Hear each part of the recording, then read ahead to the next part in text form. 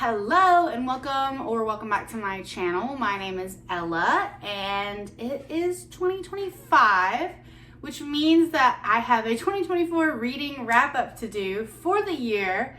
I read 50 books in 2024, which is my new all-time record, so a round of applause for me. I do have some fun stats from Storygraph that I'm going to talk about very quickly, and then I want to show you all of the books that I read this year and give you my rating, and we'll go through it real quick. So let's do the stats first. So Storygraph keeps track of a lot of different things about your reading habits that I find super interesting. I know some people maybe don't care, but I think it's super cool.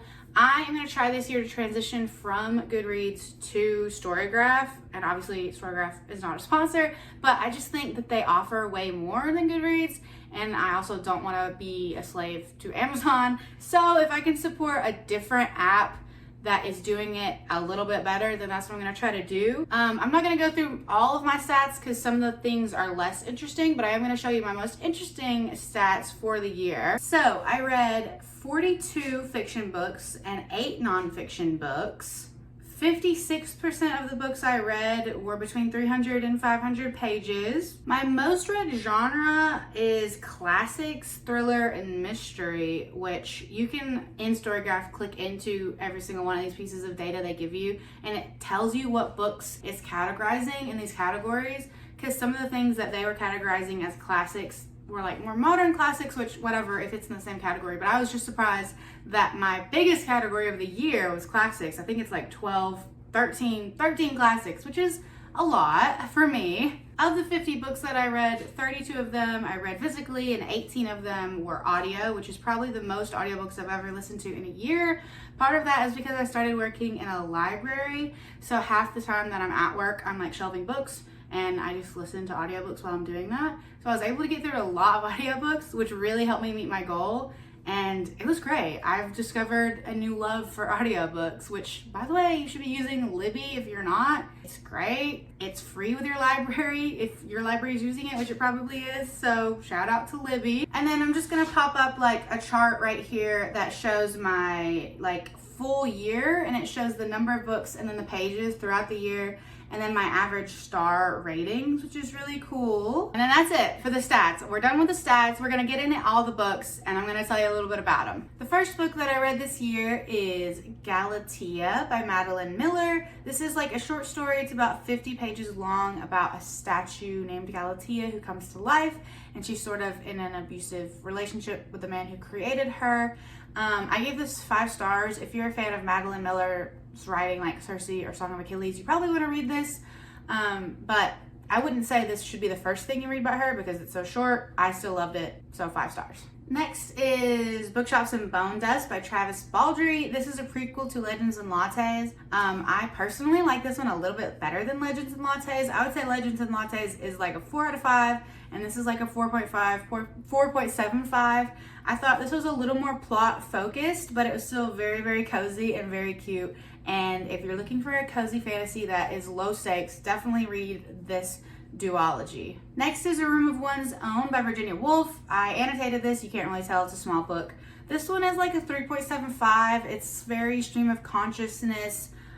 It's fine. I like reading early feminist works. It doesn't necessarily 100% apply to like the struggles that we face now, but a lot of it does, and it's important to read, and I really liked it. 3.75. Then I read Shadow and Bone by Leigh Bardugo. It was fine. It was 3 stars. It wasn't super interesting or unique. It was cool. I really was liking it, and then I sort of lost interest, and I didn't continue the series this year. I do want to continue the series, so I am planning on rereading this book because I read it at the beginning of last year, and I don't fully remember it. But at the time, it was like a 3.5.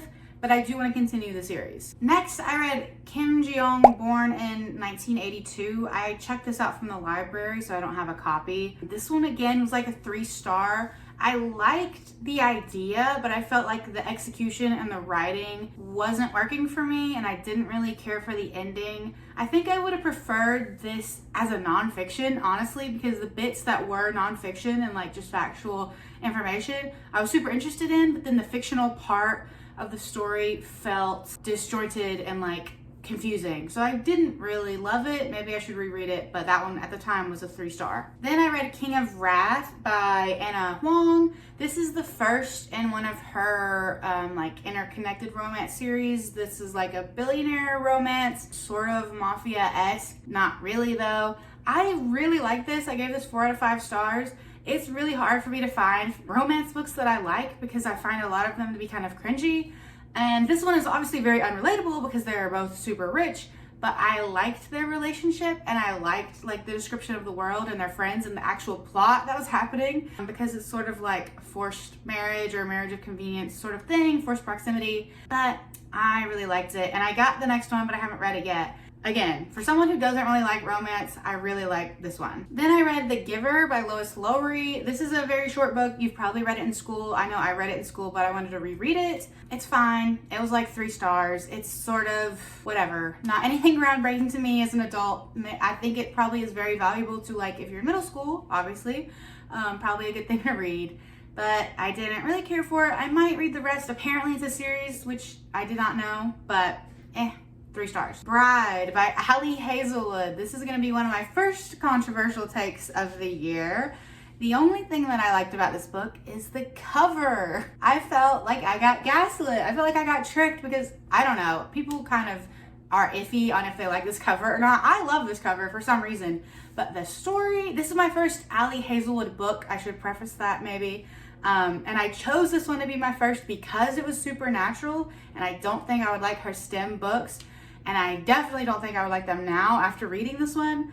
I personally felt that it was very cringy, very millennial humor. I'm pretty sure this girl, the main character, has like galaxy leggings, which is like, whoa, that's crazy millennial. You're calling yourself out. No shade and no hate, but that's not me, and that's not my like thing that I find interesting or funny at all, really. And I felt like the supernatural elements were so lame. Like, I get it's supposed to be like sort of fanficky Omega-verse, which I was never really into, but I am into vampires and werewolves and other forms of literature or media in general. And this did not give anything interesting to that. I was just bored and found it very cringy. I gave this 2 stars, and I am going to be unhauling it soon. Next is Women Talking by Miriam Toews. This is one of my favorites of the year. I think I gave this 4.5, maybe 5, probably 4.5. I did annotate this one as well. This is an amazing, sort of based on true story book about this group of Mennonite women who were being drugged and assaulted by the men in their community, and they discover that this is happening to them, and then throughout the book they are secretly meeting and talking about whether they should leave the community or not. And this is a very tough decision for them, obviously, because this is all they've ever known, but they're also being abused and hurt and like should not stay. So there's arguments on both sides throughout the story. The one critique I see people have of this is that the narrator, main character, is a man. That didn't really bother me. I don't feel like that changed the impact of the story at all. And I don't think that took away from like the feminism of it all. I really, really love this one. I recommend this one to everyone. And I've gotten another book of hers I just hauled earlier this year that I'm gonna read. So highly, highly recommend Women Talking. Then I read Beautiful Days by Joyce Carol Oates. This is a collection of short stories. I have already unhauled it because I did not like it. I think I gave it 1 star. I can't even remember how many stories it is. It's like 5 or 8 short stories. I personally found that the majority of the short stories were weirdly like fatphobic and sexist and weird, and you don't think that would be the case because Joyce Carol Oates is like a famous author. That's why I picked up the book, because I'd heard of her before. I haven't read anything else of hers, and people seem to like her.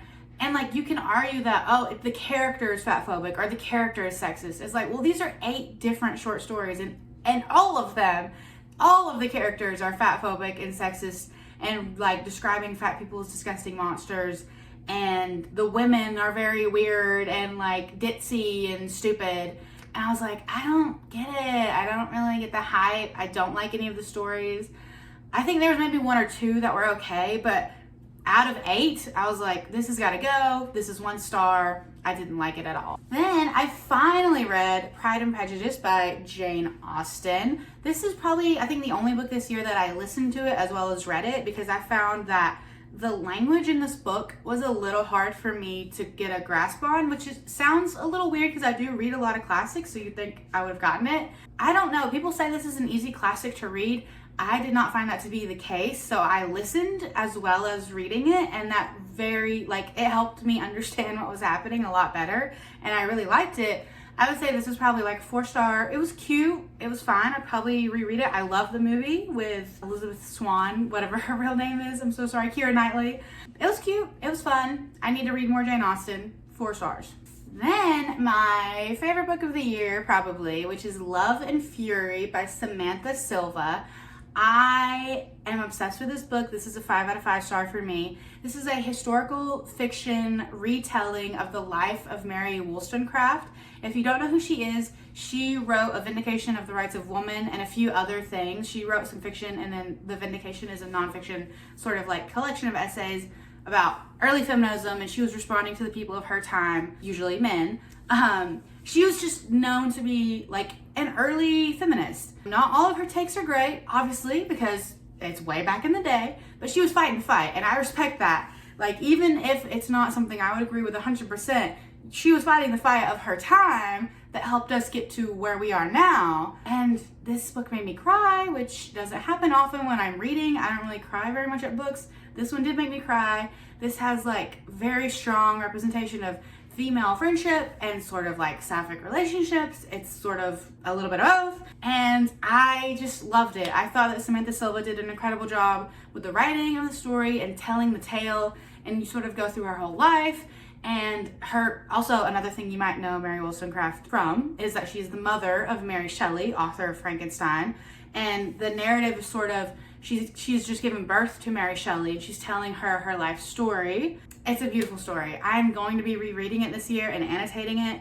It's 5 out of 5. I highly, highly recommend it to if you like historical fiction, and if you like early feminist stuff or like female friendship or sapphic stuff. You should read this. Then I read/listened to American Prometheus, which is the story of J. Robert Oppenheimer. I can't remember who wrote it. I started it in 2023 and then I finished it in 2024, the audiobook, because it's like 30 hours long. It's very dense. It's nonfiction. I enjoyed it because I am interested in that. But it was a bit of a slog to get through because of how long it was. So 3 stars. But I liked it. It was fine. After that, I went on a journey. I reread Dune and Dune Messiah, and then I finally read Children of Dune after that.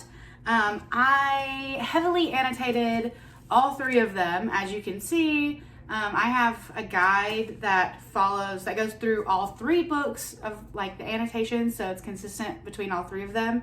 All of them are 4.7, 4.5, 5 star. This is my favorite sci-fi series, probably one of my favorite series of all time. I'm a big Dune girly, and I'm going to continue the series this year. I thought Children of Dune was a good place to stop at the time, and then there's 3 more books in the original series of 6 for me to read, and then I might read the books that his son wrote. But I love Dune. I'm a Dune girly. Highly recommend Dune. Then I read A Better World by Sarah Langan. This was an ARC. I won this in a Goodreads thing. Goodreads does giveaways, and you can win ARCs. Usually they're ARCs to books that are about to come out. I gave this like 3 stars. It's sort of a thriller, mystery, utopia, dystopia about this family that moves to sort of one of the only safe towns because of a climate crisis, and like most towns are not super great to live in. And then they move to a better world, which is what the place is called, and it's also not great for mysterious reasons. It's fine. I really liked the world building and I liked the world. I just did not really vibe with the characters, and I'm a big character girly, so if I don't vibe with the characters, I don't really end up liking it. It was fine. It was like a 2.75 or a 3 star. Then I read The Inheritance Games by Jennifer Lynn Barnes. This was a gift. I am obsessed with this book and this series because later on I continued it. I gave this 4.5 stars. It could be a 5 star. This is for if you, like me, grew up poor / are still poor, and like your fantasy as a child was winning the lottery and like living in a mansion, and you would spend time drawing your little mansion, and like, yeah, I'd have a bowling alley and I'd have a huge library and a ballroom and stuff. That's basically what happens to the main character. Like, she's poor, she wins an inheritance mysteriously, she doesn't know why, and she has to spend like a year living in the house with the family that was snubbed, who was supposed to have gotten the inheritance, and there's sort of like riddles and puzzles, and she has to solve it with the sons of the grandsons of this billionaire who left her the inheritance. That was a terrible description, but you've probably heard of it. It's super popular for a good reason. I love it. It's one of my favorite series as well. It's YA thriller mystery. Highly recommend. Then I read The Fire Next Time by James Baldwin. I read this in about a day. It's very, very short. I gave this 4 out of 5 stars. I am going to reread this in the future. It was good. I liked his writing. I didn't feel a super deep connection to it, mostly because I've never read anything by him before, and I felt like had I read things by him or listened to him speak before, I would have maybe understood some of the references and some of the historical things he's mentioning I'm not super educated on, and I feel like if I was, I would maybe appreciate what he was saying more. I did definitely love reading this and found it to be super like interesting, but I want to read more of his stuff and then come back to this one. But for the time, it's 4 out of 5. Then I read The Woman in Cabin 10 by Ruth Ware. I have had this book on my shelves for forever, and I finally was getting into my thriller era to get some of these books off of my shelves. This is a 3-star. It's fine. I'm not, again, a huge thriller girly. I have a hard time finding them unique. I feel like because I read so many this year, sort of back to back, they all kind of blended together and sounded the same. It was fine. The twist and the reveal was not super interesting. I liked the boat, like she's on a boat throughout the story, but the main character is sort of insufferable, alcoholic, kind of weird. I feel like if you're going through something, maybe stop drinking the alcohol. Like if you're trying to solve a mystery, like lay off for a day or two because you're making it confusing for me. Anyway, 3 stars. Then I read The Death of Ivan Illich by Leo Tolstoy. I also annotated this. This is very short. You could read this in a day. I gave this 3.5 at the time. I liked it. It's interesting. It's sort of about this selfish man who dies, maybe. I honestly can't remember it super well. It was middling. It was fine. I wanted to read this as my first Tolstoy to see if I liked his writing before I got into some of the bigger books that he has written. And I do. Not super duper memorable for me though, but it was fine. Then I read The Hawthorne Legacy and The Final Gambit sort of back to back. This one I gave like 4 stars. This one I gave 5 stars. This one was definitely heavily building up to this one because this is the 3rd and sort of final book in the original trilogy. There are more books in the series, but this sort of, The Final Gambit sort of wraps up the main story that we were following. I love both of these books. I'm not going to tell you too much about them because they are sequels to the first one. So read the Inheritance Games and then read both of these and get back to me. Okay, and then I got to The Lighthouse by Virginia Woolf. This sort of took me a long time to read. It sort of put me in a slump. I did annotate it. I gave this probably a 3.5. Again, sort of similar to A Room of One's Own, but this one is more of a fictional story. The language was a bit hard to get into, and there are some like obviously very weird racist moments. There is an Asian character, and it's very weird the way that she's described every single time she's on the page. But the idea of like time passing, which is sort of the whole point of the book, is like this is how time passes and this is what happens and this is how things change in our relationships and our relationships to places and people over time changing. It's good. I liked the point and the message, but it wasn't super easy to get into, and the weird racist stuff was weird. So take that as you will. Then I listened to the like dramatized version of A Court of Thorns and Roses. It has like multiple different voice actors and sound effects and stuff. And this is my second largest controversial take probably. I did not like it at all. I listened to it because I did not want to financially support the author because in my opinion, based on the facts that I have seen, she seems like she's a Zionist or supports that, and I don't want to support that. So I did not want to financially give this woman money. So I just listened to it on like Libby or something. It was a 2-star. It was really poorly written, which I think a lot of people agree. They say, oh, the first one's not great, but you should read the other ones. If I do, it will be from Libby. I don't know. I really didn't like it. I found the characters insufferable. I'm not a big fan of Faye. Obviously, it's sort of a retelling of Beauty and the Beast, so it's not even that unique. And the main character is super boring, and her whole thing is painting, and it's lame. And I'm just like, this is poorly written, and you're kind of a weirdo as an author. So what is there to enjoy here? Not much. So 2 stars. Sorry. Then we read another favorite of the year, which was House of Salt and Sorrows by Erin Craig. And this is a retelling of 12 Dancing Princesses, which I'm not super duper familiar with, but this is sort of a YA gothic fantasy with a touch of romance about these 12 sisters who live in a castle on the sea, and mysteriously they are dying, and there's this mysterious ball that the girls are going to, and they're dancing, and there's a lot happening. The vibes are immaculate. If you're looking for like a gothic fantasy, the descriptions are amazing of like the island and the castle and the surrounding area and like the things that are happening, and it is scary. Like there are parts of the book that are scary. I loved it. The twist at the end was one of the best I've ever read, and this is one of my favorite books of all time, for sure, and I love Erin Craig, and I will read all of her books. Then I listened to Astrophysics for People in a Hurry by Neil deGrasse Tyson. It's like a 4 or 5 hour audiobook. It's pretty short. I gave this one 3 stars because it's nonfiction. It's sort of harder for me to listen to nonfiction rather than like read it. So 3 stars. Super interesting stuff, but I just couldn't focus on it really. Then I read The Guest by Emma Cline. This one is, if you like the weird girl books like A Year of Rest and Relaxation, that's really the only one I can sort of compare it to, honestly, just because the plot's strange, the character's unlikable and not super great.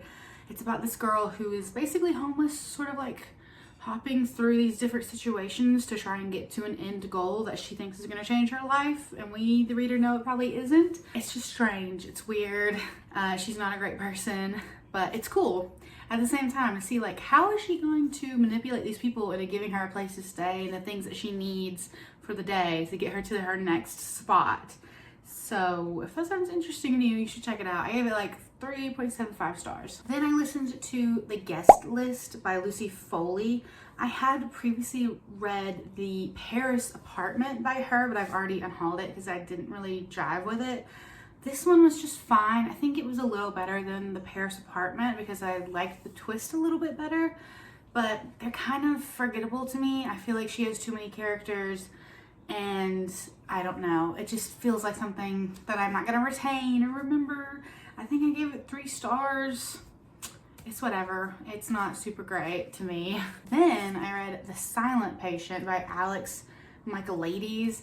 I read The Maidens by him like 3 years ago, and I did not like it at all. But I've had this book on my shelves for like 3 years, so I was like, I need to just read it. I gave this book 1 star. I did not like it at all.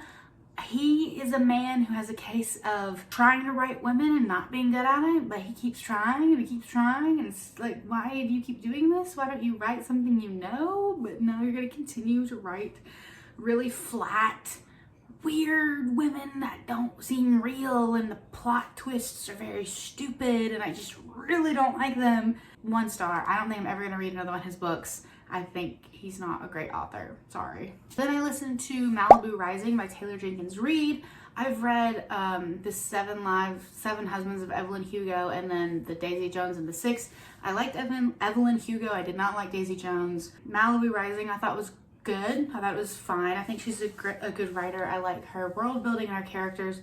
Malibu Rising is about these 4 siblings and their relationship with their parents and their parents' relationship with each other, and like it's her typical kind of like old Hollywood type stuff, and it's very character driven, which I like. I like the characters. I thought it was interesting. They all have their own like conflicts with each other and like dramas and stuff, and the story's good. It was a 4-star. I definitely liked it more than Daisy Jones, but I don't know if I liked it as much as Evelyn Hugo, but it was fine. Then I read or listened to The Woman in the Window, and I was surprised at how much I liked this one.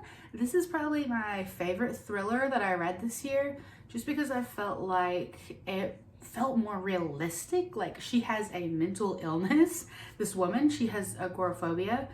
So she stays in her house. She's in her house and she's like spying on her neighbors, and then she witnesses a crime, she believes, and then she's sort of trying to prove that she's not crazy and like prove that something bad happened, and she has her own traumas of why she's agoraphobic, and it's very interesting. And there's like 2 or 3 very big twists at the end of this book that I was not expecting, but really enjoyed. Sometimes when there's twists in a thriller that I'm not expecting, I don't like it because I'm like, that doesn't make any sense. That made sense. I liked it. I thought it was very well done. I gave this 4 to 5 stars, probably my favorite thriller of the year. I read In a Dark, Dark Wood by Ruth Ware. I was just trying to get all of her books that are on my shelves read. I think this is the last one. It was fine. I think this was a little bit better than The Woman in Cabin 10, but again, it's just a little bit forgettable. I feel like a lot of thrillers are the same, like I said, just not super interesting. I gave this 3 stars. It's sort of about this bachelor party, which apparently in England they call a hen party, so I did learn something, and weird friendships, and like obviously something bad is gonna happen, and like who did it, and we're trying to unravel this mystery from the beginning, and it's about these friendships mostly. It was fine. 3 stars. I would say this is probably my favorite Ruth Ware book I've read, but again, pretty basic thriller stuff for me. Then I read Gone Girl by Gillian Flynn. I think I'm the last person on the planet to read this book. It was great. I gave it 4 out of 5 stars. Unfortunately, I had it spoiled to me before I read it, so I kind of knew the big twist, but I still really liked reading it, and I really liked Amy as a character, and I need to watch the movie, but definitely you should check this one out if you like thriller. I think it's very well done. 4 to 5 stars. Then I listened to Cloud in a Cornfield, and I also have this 2 out of 5 stars. I thought it was very juvenile, very unrealistic. It is YA, but it just was not my jam.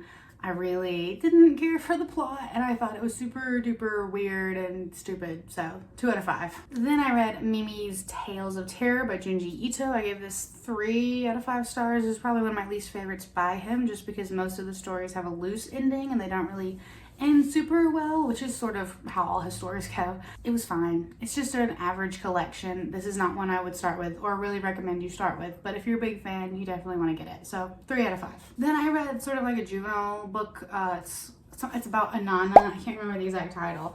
It's research I was doing for a book about the goddess of Sumer mythology and Mesopotamian mythology, Inanna. I gave it 2 out of 5 stars because I read other things that were a little bit more informative than that. So then I read the sequel to House of Salt and Sorrow, which is House of Roots and Ruin. This one is a little bit bigger. It took a while to get through. I gave it 4 out of 5 stars. I unfortunately didn't like it as much as the first one. I still really, really like it, but my expectations were different than how the book turned out to be, which is fine. The book still turned out good. It's just I wasn't expecting it to go in the direction that it went, which was a little strange for my brain. 4 out of 5. Definitely still a good duology to read. Can't tell you much about it because it's a sequel, so. Then I read / listened to Mexican Gothic. Similar situation, like my expectations were very different than what it turned out to be. I gave this one 4 out of 5 stars as well. I did really like it. I just was not aware that it was going to be so heavily focused on mushrooms, which if you look on the inside cover, there actually is mushrooms here, so you would think if I used my brain I would have gotten there, but it's a gothic house. Mushrooms play a big part. It's very good. I do recommend you read it, and I did really like it. It just wasn't what I expected, but still 4 out of 5. Then I read We Should All Be Feminists. This is very short, so I checked it out from the library. I gave it like 2.5. It's a very average, basic feminist theory. It's not anything new or interesting really, so I wouldn't really recommend it. Then I read another book about Inanna. It's her Myths and Hymns from Sumer. It's sort of just a collection of translated myths and hymns.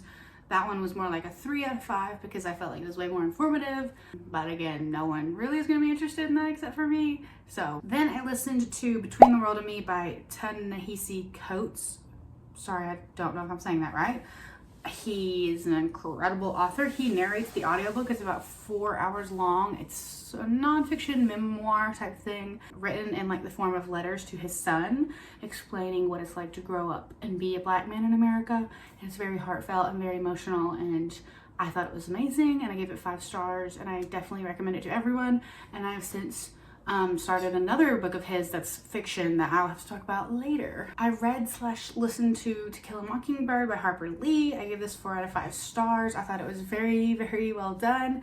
Obviously it has sort of a white savior trope in it, but I like just the focus on like family, and the main character is a girl and it's the South, and so there's all these expectations, and she's a tomboy and she's not meeting those expectations, so I heavily related to that. And I just thought like the family, Atticus is a great dad. I really like the family dynamics, even if it has like this shade of white saviorness about it, which isn't great, but 4 out of 5 stars. And then I read Her Body and Other Parties, which I checked out from the library, which is another short story collection. It's like 8 short stories that are supposed to be like feminist, sci-fi, psychological horror type stories. I liked maybe again 2 or 3 out of like 6 or 8, so I gave that one 2 stars. I just wasn't a big fan of the stories, and I just didn't really like it. Then I read Girl, Woman, Other by Bernadine Evaristo. I actually listened to this on audio, which I'm glad I did, because flipping through it,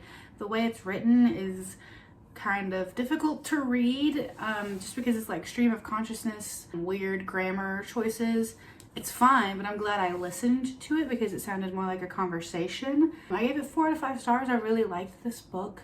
It follows 12 characters. They're all, or most of them, are Black British women who come from various backgrounds and are of various sexualities and gender identities and such. I really liked it. The reason it's not 5 stars is because it's too many characters. 12 was too many to get fully connected to the characters, but I did really like it, so 4 out of 5. Then I read / listened to The Only Good Indians by Stephen Graham Jones. I gave this one like a 3, maybe a 2.5. It had a lot more basketball in it than I thought it was going to. It was fine. It wasn't my favorite. It was middling, I guess. So 3 out of 5. Then I listened to the audiobook of A Happy Place by Emily Henry. I gave this 2 out of 5 stars. I tried to read Book Lovers by Emily Henry a while ago, and I got like 2 chapters in and I dropped it. There's just something about me and Emily Henry, I think, that doesn't jive. I didn't like the characters. I didn't like the romance. I thought it was cringy. It's like a second chance. But the male main character is so whiny and insecure, and they don't communicate, and I just really didn't like it. And it just wasn't relatable or interesting, so 2 out of 5. I read A Christmas Carol by Charles Dickens, like after Christmas, bad timing. It's very short, it's like 80 pages. We all know A Christmas Carol. It's 4 out of 5 stars, it's fine. And then my final book of the year was Persepolis by Marjane Satrapi. This is like a graphic novel about her life growing up in Iran during the 1980 Iranian Revolution, sort of. I do want to read the second part because I really like this one. I gave it 4 out of 5.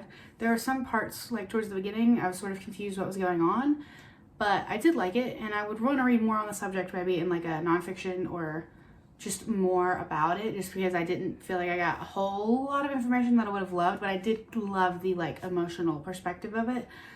Sort of like Mouse, if you've read that graphic novel. It's like your personal experience with the situation that happened, and I did really like it, so I gave it 4 out of 5. Okay, that is all 50 books that I read this year.